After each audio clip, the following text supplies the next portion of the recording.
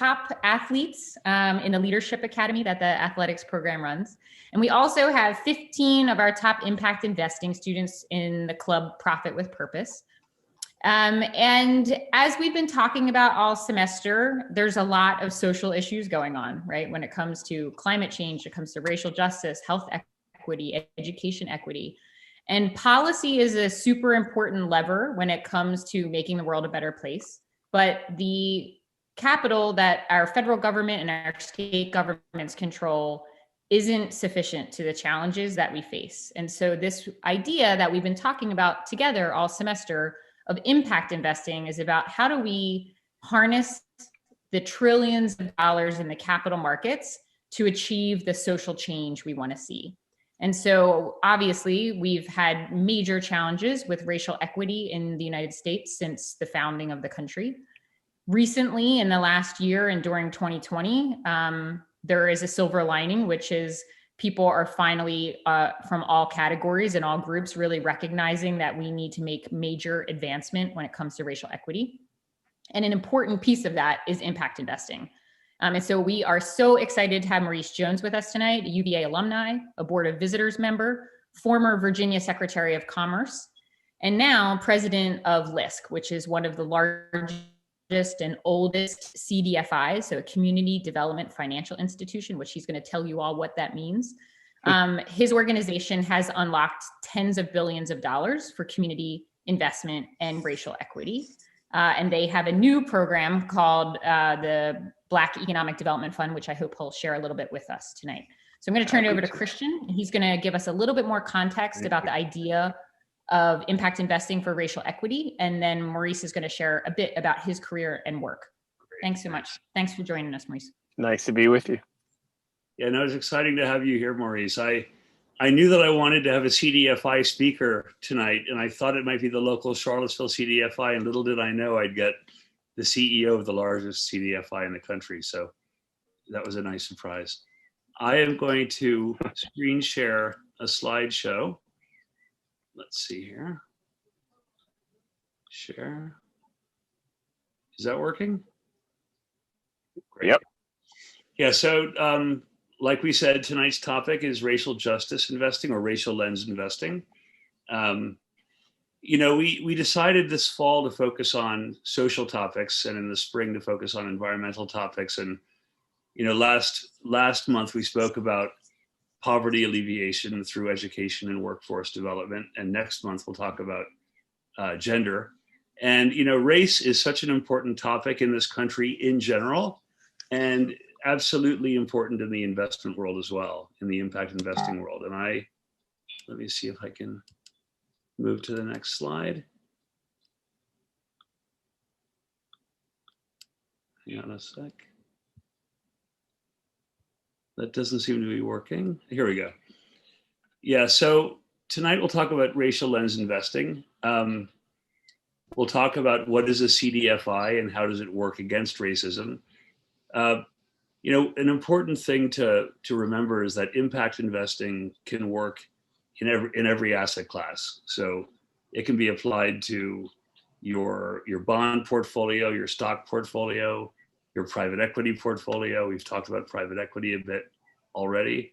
And, you know, where you put your money, where you put your cash or your lowest risk money in your portfolio matters. And just sticking it at, you know, Chase Manhattan Bank isn't necessarily the best option. And a lot of investors that I speak to, both private investors, but also institutional investors, are looking at better ways to deploy their cash portfolios. And cash should be seen as a portfolio. It's not just dead money. It's something that it gets put to work by the banks. And so, you know, how are the banks lending that money is the question you ask. And a CDFI is a much more robust place in terms of who they lend money to and what projects they lend money to. So I wanted to get, as Christine said, when you work in impact investing, you're also constantly reading up on policy. And I'd say that, you know, a third of the time I spend is looking at investments, a third of the time I spend is talking to investors, and a third of the time I spend is is talking to policy people. The World Resource Institute, the various foundations that deal with policy issues. And so the Bridgespan group does a lot of good work, I think, on policy issues. And they had this definition of racism. Racial inequities are the result of structural racism that is embedded in our historical, political, cultural, social, and economic systems and institutions. The effects compound and produce predictable and vastly adverse outcomes for Black people and other communities of color in the United States in areas such as health, wealth, career, education, infrastructure, and civil participation. Achieving population level improvements in these areas of social well-being, the stated goals of many philanthropists, and I'll add now investors, will require us to undo systems of racial injustice in the United States. So I really like that framing of the problem. And so I thought it was worth posting here. So I've been on a racial lens investing working group for the last 3 years. We meet once a month, and sometimes it's a policy person speaking, sometimes it's an investor, sometimes it's a fund trying to get us to invest in their fund. But it's still a very young field. And the different terms, I use the term racial lens. I've also heard increasingly the term anti-racist. It's a bit more proactive. And the term inclusion, inclusive investing, racial inclusive investing. And some of the ideas that I've heard over the last few years and that are starting to get incorporated in funds that I speak to are, one of the worst economic outcomes of racism has been redlining.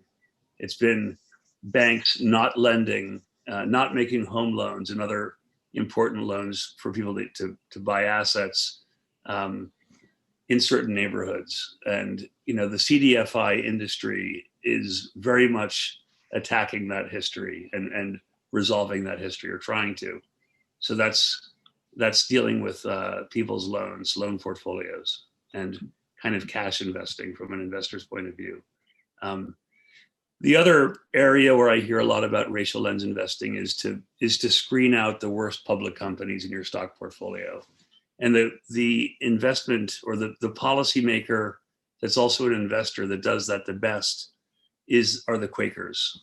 And Friends Fiduciary is their investment arm. And they actually have a do not buy list of racist companies. And among those companies, the first that come to my mind are companies that are in the private prison industry, which we know is skewed towards people of color, incarceration. And then the other area that's to me one of the most exciting areas, and still a growing area, is venture capital and private equity firms that focus on BIPOC owned and focused businesses. The latest, there was a $55 million fundraise that just happened recently for a fund called the Impact America Fund. It's a woman named Keisha Cash. It's based in Oakland, California. And her investment strategy is to invest in Black women-owned businesses. And this is actually her second fund, and the first fund has done quite well. So there are different, in different asset classes, there are different strategies to work against racism with your money. So a little bit about the CDFI industry. It means Community Development Financial Institution. They're private financial institutions. They're completely dedicated to delivering responsible and affordable lending to help low income, low wealth, and other disadvantaged people and communities join in the economic mainstream. That's a really important thing to solve for. And the four areas that they work in, the four CDFI sectors, are the banks, credit unions, loan funds, and venture capital funds, VC funds. And at this point, I'm going to turn it over to Maurice to talk more about the CDFI sector and a bit about his past and how he got into it. And I'll turn it over to you now. Thanks. Great. Can you see and hear me all right still? Yep. Both. Yep. Okay, great. Well, good evening to everybody, and thanks for that's a great intro. So, thanks for letting me be with you. Let me tell you a little bit about LISC, which is the largest CDFI in the country. LISC stands for Local Initiative Support Corporation. I'm going to be cognizant of my time, so I'm going to take 10 minutes, and then hopefully we can have some questions. So we are a CDFI. Our headquarters are in New York City. In fact, we were started by the Ford Foundation. The Ford Foundation in the 70s, mid to late 70s, started a program within the foundation that basically was providing small grants to community development corporations around the country that were basically trying to rebuild neighborhoods by taking real estate and redeveloping that real estate into largely housing. Well, the Ford Foundation determined that these community development corporations that were doing this housing development in communities as a way of revitalizing them needed a support corporation. And thus they funded something called the Local Initiative Support Corporation. It got so big, it spun out and became its own 501c3. And so that's where LISC started. Headquarters in New York. We actually have 36 local offices around the country, including right now 2 in Virginia, 1 in Richmond and 1 in Hampton Roads. In addition to that, we have 100 partners through which we do our work in rural counties in the country. We work in 2,200 rural counties in 45 states. The essence is we work in every state in the union. And what we do is we use grants, we use loans, we use tax credits, we use equity investments, and we use hands-on technical assistance to help communities fight poverty, to help communities catalyze opportunity. And we focus on Black and brown communities, low wealth communities, rural communities, right? We are a big, people know of Grameen Bank, for example, outside of the country. Well, there's a big development finance industry within the country. We fall within that development finance industry, and we're the largest of our kind in the country. So we actually formally started in 1979, 1980. In that period of time, 41 years, we've invested $22 billion in grants, loans, equity investments, and we've actually attracted $65 billion to projects all over the country designed to help people achieve and places achieve some economic mobility. So what do? So we finance the preservation. Well, let me divide it this way. We work in 4 lanes, basically. We work in, I would say, people investments, investments in places, investments in organizations, and investments in changing systems, particularly public systems and private systems, in a way that that makes them benefit people living in poverty better. So what do we do in the place or in the people investment stage? So in the people investments area, we provide a number of strategies designed to help people, people living in low wealth communities, to get on a viable pathway to a livable wage job and career. I'll give you an example. We have a strategy that we call financial opportunity centers. Financial opportunity centers are organizations that we invest in. So we invest in other organizations to help them become financial opportunity centers. That investment is largely grant, but it also includes hands-on technical assistance and technology. We infuse these entities with technology. What do these financial opportunity centers do? They provide 3 products basically to residents of low wealth communities.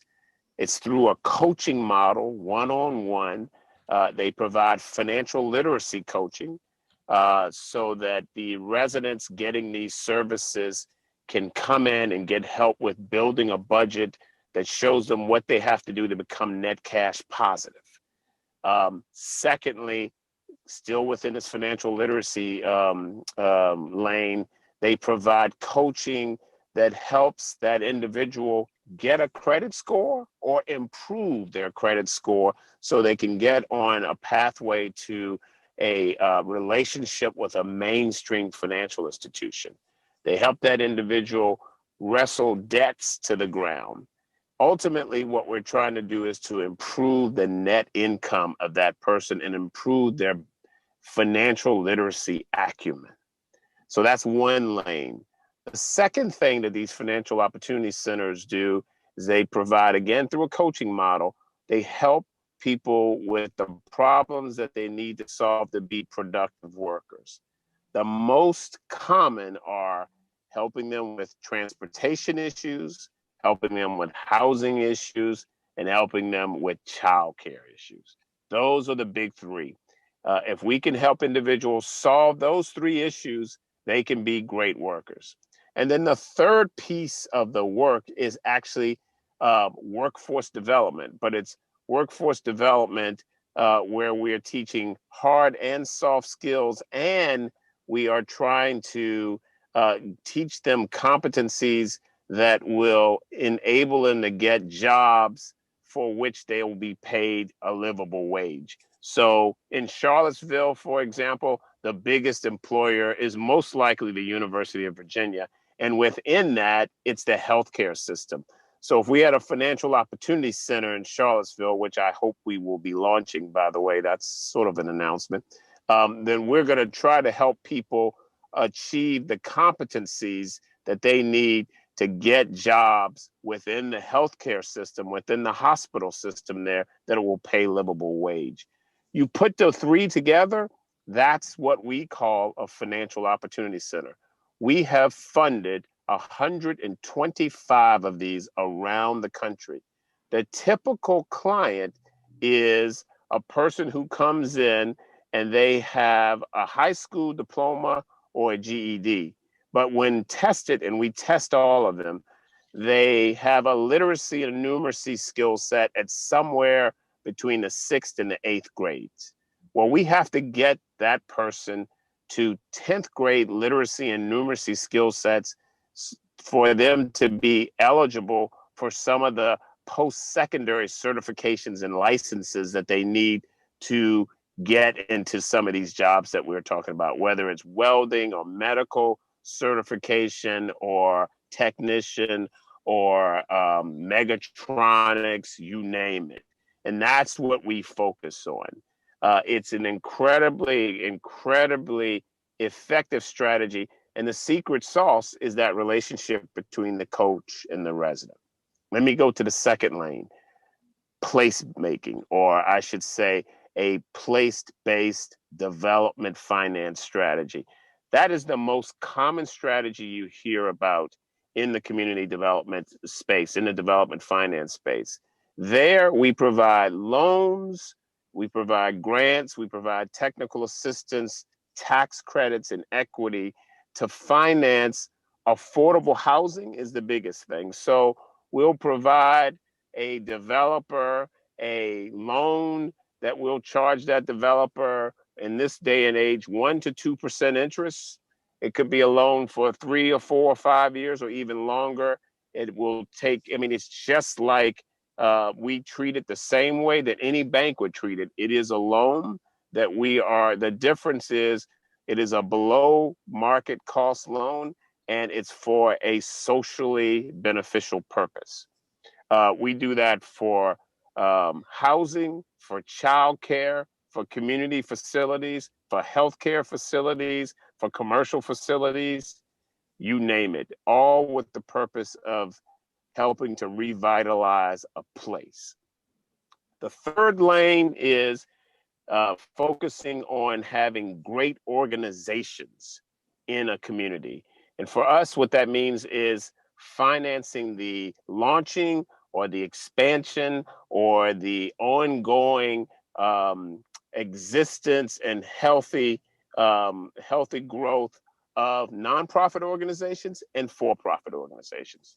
So we will make a loan to a nonprofit, we'll make a loan to a for-profit. We'll provide technical assistance to both. It's trying to make sure that we've got healthy organizations, for-profit and nonprofit, in communities. The last lane is trying to change systems. And by that, I mean public policy and private policy. So we launched a huge housing finance fund in the Bay Area. And we are launching it with products that are below market and that are filling niches that the public housing finance system is not able to do right now. The goal there is to complement the housing finance system in the public sector and also to begin to change the system altogether. So you've got more capital, more resources going to housing for people who are on the verge of homelessness, all the way up to what they call the missing middle. By the way, a data point in the Bay Area.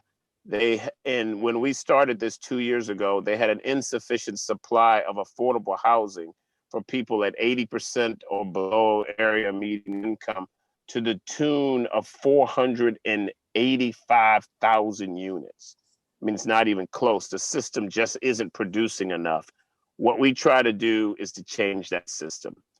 We work with the public sector in the same way. We will come in and take money from the public sector, use it as a loan loss reserve, and then go out and make loans to the tune of $3, $4, $5 more than what that loan loss reserve is for. We do all of that with a real focus on trying to close the racial wealth, health, and opportunity gaps around the country. I know I'm running out of time, so I'll stop here and try to answer your questions. But the bottom line here is, it is a business strategy to solve social problems. The biggest problems that we're seeing are the wealth and the health and the opportunity gaps between whites and BIPOC people and BIPOC communities in the country. A data point for you there, and I'll shut up. The median net worth of a white family in the country is 10 times greater than the median net worth of a Black family in this country, for lots of reasons: historical discrimination, structural bias, and the rest. And so what we're trying to do is to use the finance model to actually get at these issues and to solve them. The key is doing this at scale, so doing it in the billions, and also doing it, we call it patient capital. You got to be doing this for decades if you're really going to have impact. With that, I'll try to answer questions. Sorry I didn't cover more, but that's the essence of what we try to do across the country. Thanks so much, Maurice. If people have questions, if you want to type them into the chat, I can call them out. Or if you want to just unmute yourself, you can throw a question out. Hopefully I didn't put you to sleep. I've got a question. It's Christian here. Yeah. How do, if I'm an individual investor, if I have an extra $1,000 lying around and I wanted to, instead of putting it in my local bank, like Chase in New York, I wanted to put it in a CDFI. Is that possible? Can I do that? Absolutely. And how does that work? You can make a loan. So we're a 501c3, right? But we have 3 companies. of 3 other companies, I should say. 2 of them are for-profit, one's a not-for-profit. You could actually do an impact investment loan to us, right? You could lend us the money at 1%. We will take your 1% money and re-lend it at 2%, maybe 3% for a socially good reason. And we will pay you back interest and your capital at the end of the term of the loan. So just like people invest in venture funds, venture capital funds, that's what this is. It's impact investing. So you can do the same investing in us. The difference is you will get a financial return and a social return. And so we're trying to say to more and more organizations and people, look, we are a AA- rated company by S&P. We're $1 billion company. We've never not paid back an obligation. Take your money and do some good with it. Invest it and get a return and get affordable housing in Charlottesville. We have a couple questions from the students. 2 questions I'll throw out and then we can put some more up to you. What sort of places are you looking for? What makes a good community that you begin working in? And who monitors and lends to the projects? Is it people from that specific community or your headquarters? So let me start with the latter first. So we have 600 plus people in our company. And so we have 75 or 80 who are in the lending business, meaning we're a financial institution, just like any bank that you would walk into. We've got people who originate loans, who underwrite those loans, who monitor those loans, who manage the risk, who pay back the investor. So we do all of that with our own employees. Some of them are in headquarters and some of them are in our offices around the country. So we do all of that ourselves.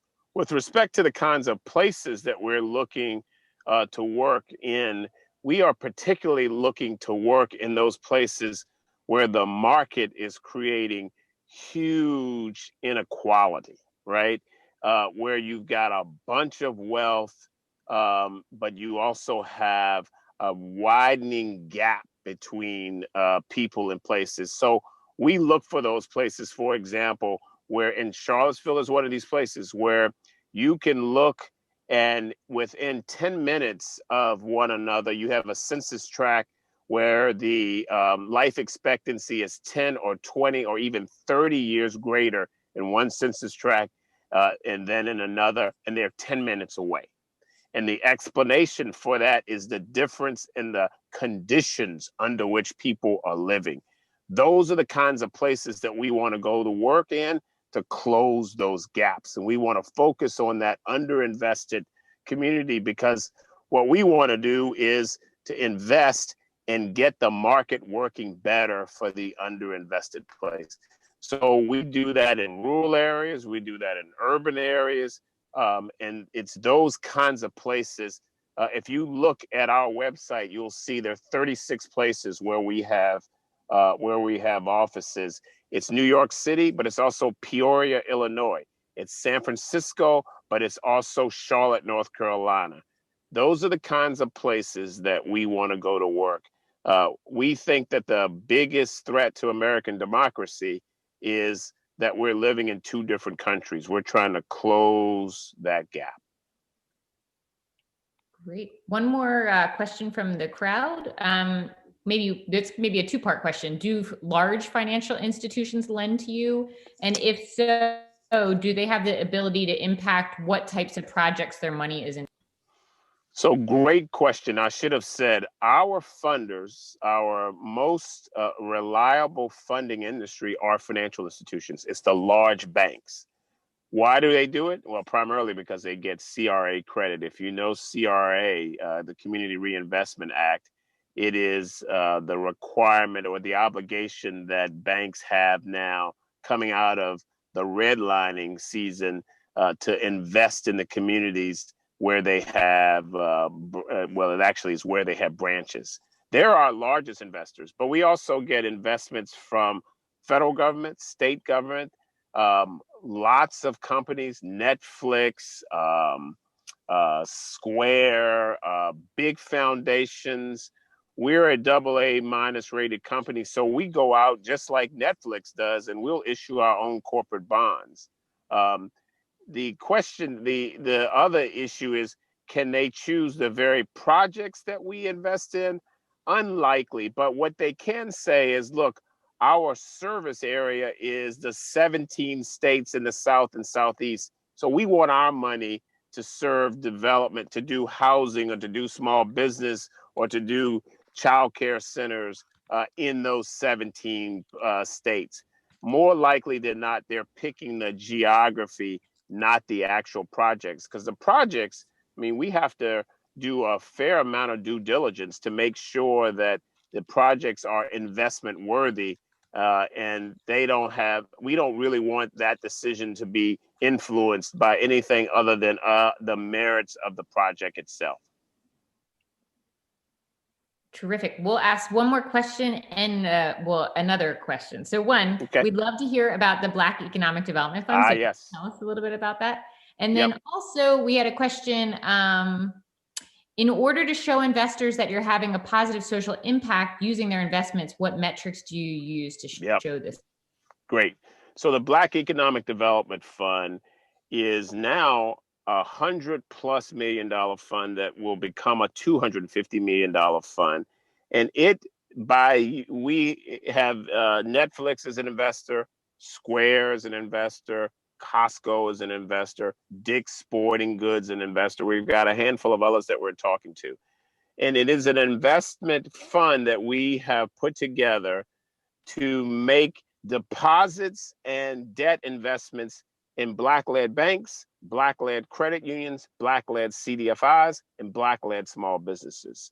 So it goes back to this focusing on the financial system, or that part of the financial system whose exclusive clientele or dominant clientele is Black communities, Black businesses, Black individuals, nonprofits. That's what it's about. And so we're going to be making some deposits into these banks and credit unions, and then we're going to use money to actually do loan participations with these groups, all with the focus of getting more capital into Black communities. Now, as far as the metrics go, there are a lot of metrics that we track to try to show investors what they're getting for their money. And the metrics will depend on what the problem is we're trying to solve. So I'll give you an example. Before, I mentioned to you this $500 million fund in the Bay Area.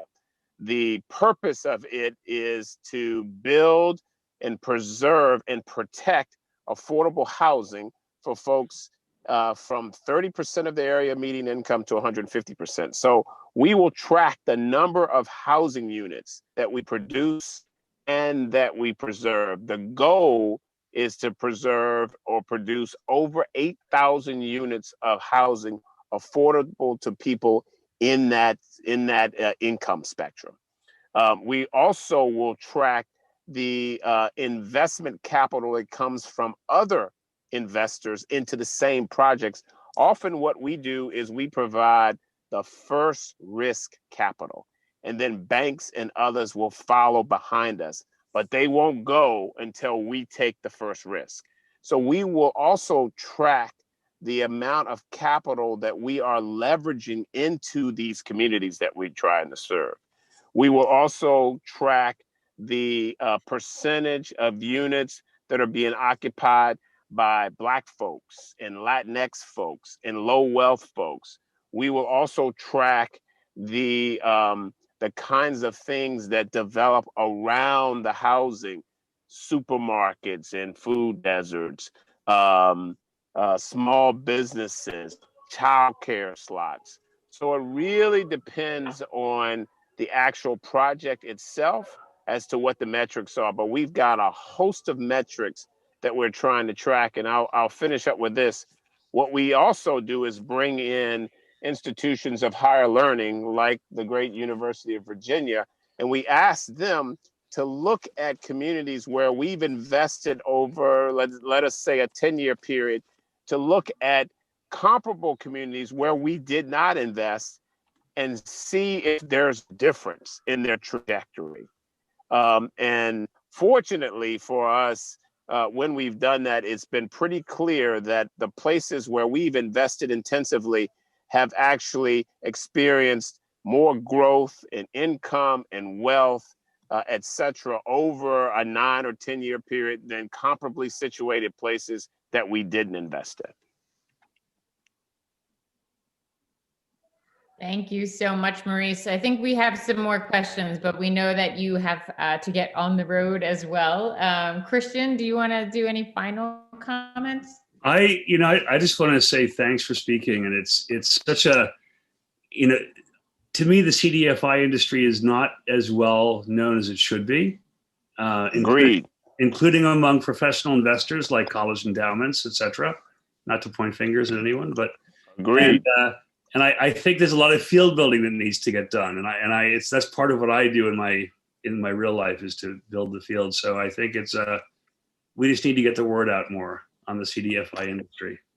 Yeah, I agree. Well, I appreciate you all's interest. I hope I've piqued your interest more. This is a strategy that works. We need to do it at much greater scale and more places. And I should have talked, some of the toughest places are, for example, trying to do this work on Native American reservations. You've got a lot of issues that you've got to wrestle with, issues of sovereignty, issues of, who owns the land. And but this is a strategy that can transform communities if you do it at scale and you do it for a long enough period of time. I hope I have a chance to chat with you all again, but I'm grateful for your interest and grateful that you allowed me to spend some time with you this evening. Thank you. Thank you so much, Maurice. All right. Y'all stay well. Bye for now. Wahoo wah. Bye. So thanks a lot, Maurice. I think it's there's a conference this week on sustainability that I've been listening to, and one of the sentences that caught my ear that I wanted to repeat tonight is that it was the head of one of the big asset management firms, and he said, "Listen, I tell my children if they want a really great career, they need to get into sustainability, because that's where all the jobs are going to be in the next 10 and 20 years." And so, Maurice, I don't know if you're taking resumes, but we might send a few to you. And but I just think, the broad, whether it's sustainability broadly or sustainability as it relates to investing, whether it's impact investing or ESG investing, you're all college students. This is a great place to focus on for your career development. And I'm happy to have one-on-one conversations about that with any of you. So I just wanted to throw that out there. This is definitely a growth industry. It's not the coal industry. So, and on that note, one of the best field building organizations that talk about the big picture of impact investing, the biggest one is called the PRI. It was started by the United Nations, the UN PRI. PRI stands for Principles for Responsible Investing. And they're in the business of just sort of selling the concept of impact investing. And they hold seminars, they write reports. I encourage any of you who's interested in this sector to go to their website, download their reports, read them. They always talk about how many trillions of dollars of money they have under their umbrella. I forget, but it's many trillions. All the big state pension funds and sovereign wealth funds are members. Another one, which is a bit smaller, which is based here in New York where I live, is called the GIN. It's the Global Impact Investing Network. And the GIN is more focused on more like private equity and venture capital, as opposed to public equities that the PRI talks about. And the GIN is more detailed, whereas the PRI is more big picture. And I just, I was looking at the GIN's website the other day, and they had a really good 2-pager that I'm going to make sure everybody gets. But I just wanted to hold it up on my screen and share it with you for a second, if I can figure out how to do that. Hang on, here it is. So do you see it? Yeah, great. So and I'm just going to take 2 minutes to go through this, and then we're going to do a fun exercise where everybody gets to do some analysis. But so here you see the GIN, the Global Impact Investing Network. This 2-pager basically goes through what are the core characteristics of impact investing. And I'll send this to you, but if you go to the right here, what are impact investments? The GIN defines impact investments as investments made with the intention to generate positive, measurable social and environmental impact alongside a financial return. And I think, what I really got from this document and from a conversation I had with the head of the GIN this week is that the intention comes first. The investor, it's not like after the fact you say, oh, and by the way, this will help alleviate poverty in Black communities. It's you start off saying, I want to alleviate poverty in Black communities, but I also need to have a return. I'm not a philanthropy, I'm an investor. And the impact investing world says you can do both. You can alleviate social and environmental problems and have a financial return. In fact, often have a return that's in the very top quartile of everything. So it's the intentionality is a key part of impact investing. Then financial returns. There is a range. There are actors like LISC that can afford to take, they're a charity, so they're in the business of making loans below market rate. And so the return you'll get from a LISC investment might be less than, something else. But there are other investors who are impact investors that are not philanthropies. And they're a pension fund, they're a college endowment. They have to make a market rate return. And there's a lot in the market that gives you those top rated returns in the impact world. So, and often it's the impact that drives the premium return. So that's sort of factor number 2.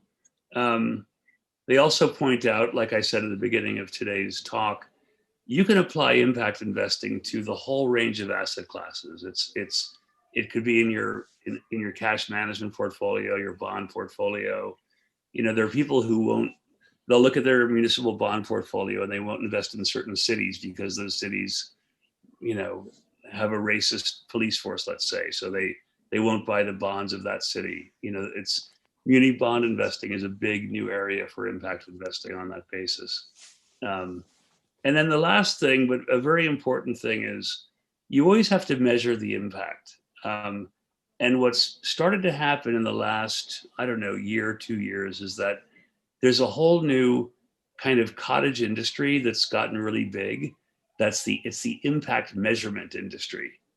And there are organizations that are trying to standardize how we measure impact. So if you're Target or Walmart, you both have the same system to measure, your carbon footprint.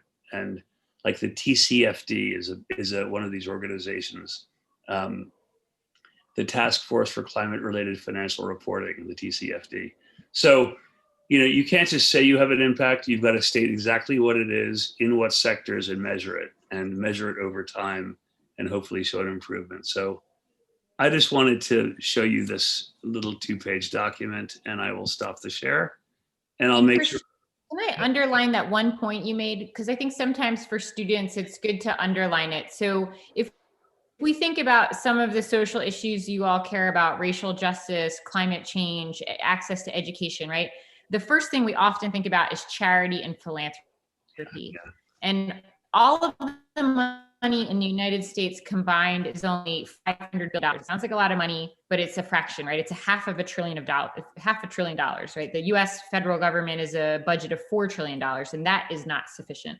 And so one thing I just want to point out is sometimes people think about, oh, well, there's these asset managers, they have all this money and they're investing for returns, and like, why don't they just give it away? They literally legally are not allowed to do that. Like, they'd be thrown, I suppose, in prison if they did that. It's illegal for them to give the money away, but it's there. So if we can harness it to achieve education equity, racial equity, gender equity, if we can harness this money to do the things we want to traditionally do with philanthropy, we're actually going to be able to get there, because that's the scale of resources we need to achieve it. So just wanted to. And that's a really good point. It's actually it's almost a uniquely American point of view that that we think that investing, you know, if you're going to make money, you can't do good.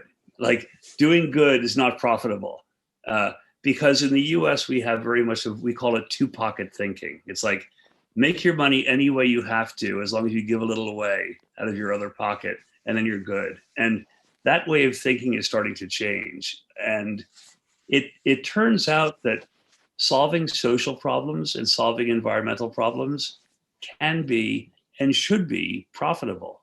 You know, the example I always use, it's an easy example, it's probably an unfairly easy example, is electrifying the automotive industry. You know,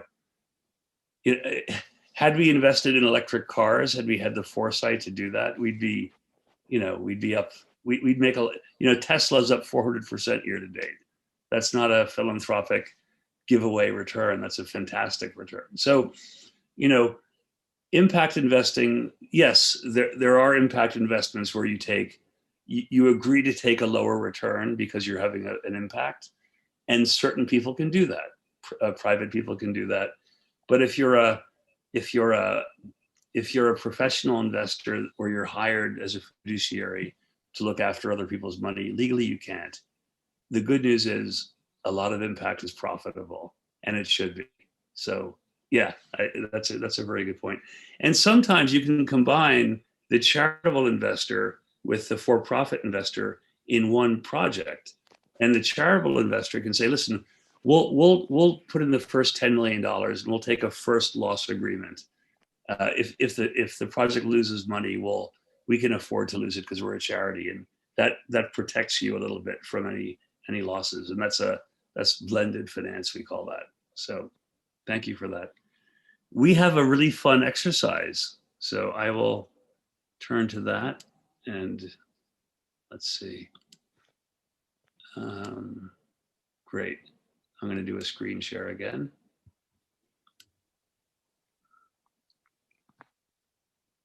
Let's see.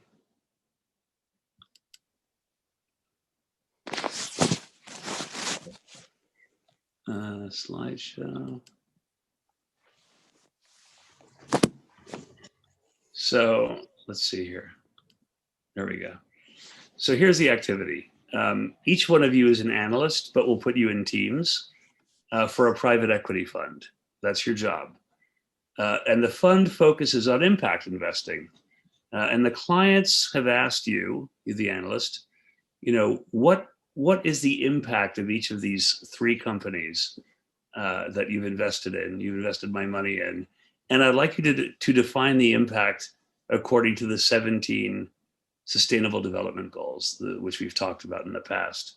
So I'm going to give you three companies, and I'm going to give you their websites, and I'm going to ask you to dig around on the website and come back to us, and tell us which of the 17 SDGs are solved for by these companies.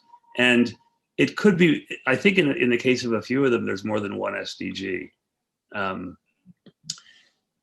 These are the three companies. These are the three websites.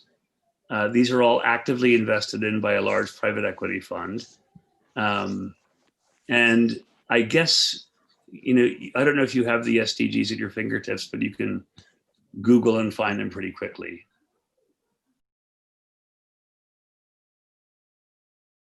Right to their website and gotten all the answers.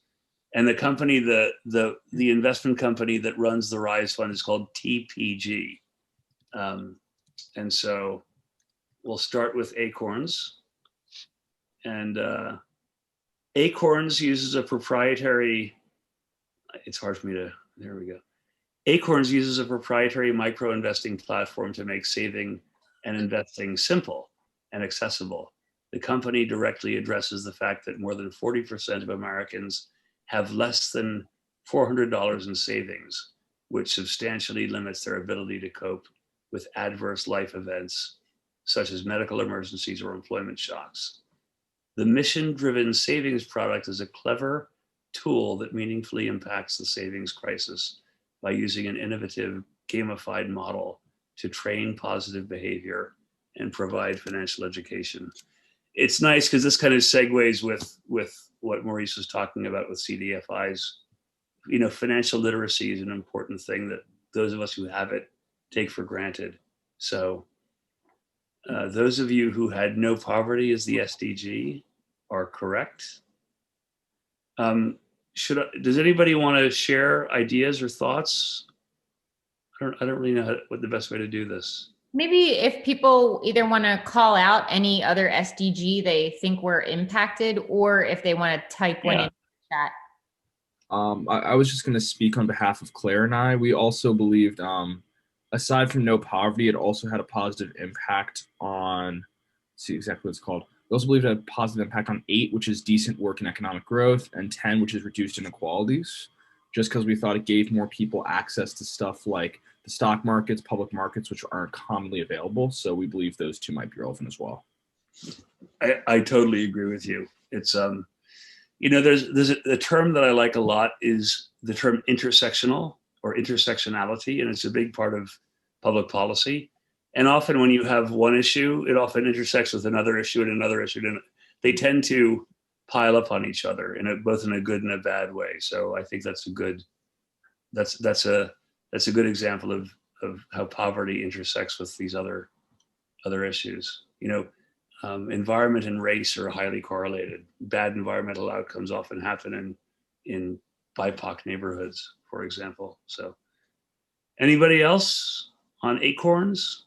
A couple other people confirmed on reduced inequalities, and someone thought quality education, which is interesting because it's a certain kind of education, right? It's financial education. Yeah, absolutely. Financial education. Okay. DREAMBOX. I'll read, and by the way, these are the paragraphs from the Rise Fund's annual SDG report. So this is where I got them from. DREAMBOX, the promise of educational technology has always been that it could deliver personalized and adaptive instruction at scale. And now DREAMBOX is delivering on that promise. DREAMBOX's positive learning outcomes are supported by the gold standard of evidence in educational research.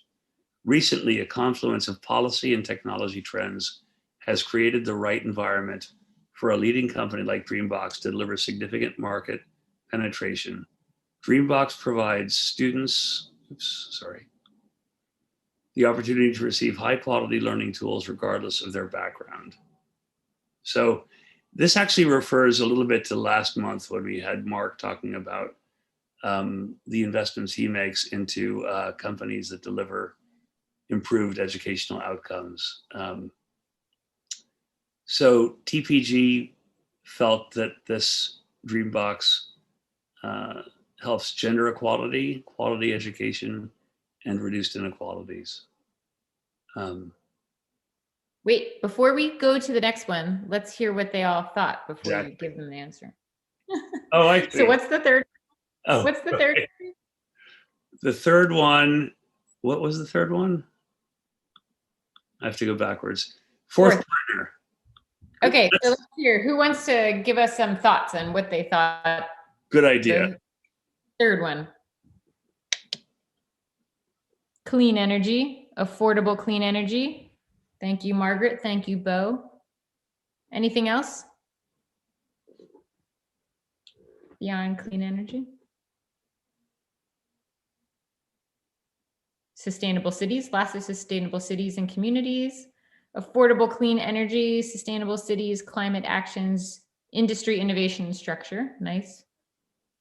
All right. You want to? I should have done that to begin with. Sorry about that. No worries. Okay, fourth partner. With the advent of solar power, India's energy sector is changing at an unprecedented pace. Fourth Partner is one of India's leading providers of distributed solar, with more than 1,500 installations and 22 states around the country, and a roster of individual and commercial clients that represent some of the world's biggest companies. Fourth Partner's installations are expected to avert more than 16 million tons of atmospheric carbon. Fourth Partner also helps reduce the need for coal and diesel power. By the way, in India, I think 80% of electricity generation is still by coal, which is the highest in the world. They're the third largest emitter of carbon in the world. Reducing harmful emissions and water waste. These outcomes, combined with the potential for distributed solar to significantly cut energy costs, make Fourth Partner a potent driver of environmental and economic impact. So yeah, affordable clean energy, climate action. I is, what are the 3 I's? Industry innovation, is that Yeah, exactly that. And sustainable cities and communities. So this one had a lot. And sustainable cities, it's sustainable cities and climate action often go together, but sustainable cities often, sustainability is a term you could also use with economic issues. It's unsustainable to have a racist system. It's unsustainable to have incredible economic disparity in one community. It's a term that could be used on either side. I just chime in too, before we wrap up. One of the benefits of there's this intersectionality, and if you are interested in communities that you feel are underrepresented, you can leverage the fact that some of these social enterprises hit many SDGs. And so I'll give an example. When I was in Mexico doing field work, I do work on impact investing on behalf of refugees and the forcibly displaced. And we met a woman who was running a social enterprise supporting fisheries in a forest area that was being cut down. So they were essentially creating living wage jobs for indigenous people that were at the threat of being displaced, including women. And by creating those jobs, they were creating not only good income generating jobs, high protein to combat malnutrition locally and support families. But they were also preventing the cutting down of this forest because they didn't need to cut down the forest for wood and income anymore because they had this fisheries job. And so you could see, maybe there's an impact investor out there that really cares about climate change and carbon neutrality, and maybe isn't even educated enough to care about the indigenous community there. But maybe you could mobilize their interest and their investment because there's such intersectionality, and you can kind of free so many birds with one key, so to say. So if you are interested in any of these areas, you can find an investment that achieves your goals. Great point. The other thing I'll mention, there's a really good website. I might have mentioned it before. It's impactcapitalmanagers.com. I'm pretty sure I've mentioned them before. But they are an association of impact funds. And I think a new one gets added every week, it seems like. The newest one is a woman, it focuses on empowering women. I think there are 70 funds that are now part of the network. So if you're just interested in what some of these funds look like, you can go to their website, click on the icon, they have all the logos, and it'll bring you to the website. And it's just interesting to know who's out there. The Impact America Fund that I mentioned earlier is a member that empowers Black female business owners. So, well, that's all I have for you today. I'm excited I thought today was great. Thank you for being here. And I'm excited for December. We're going to talk about gender and how impact investing can improve, as my cousin who works for UN Women says, gender transformative actions. So we can talk about, that's the topic.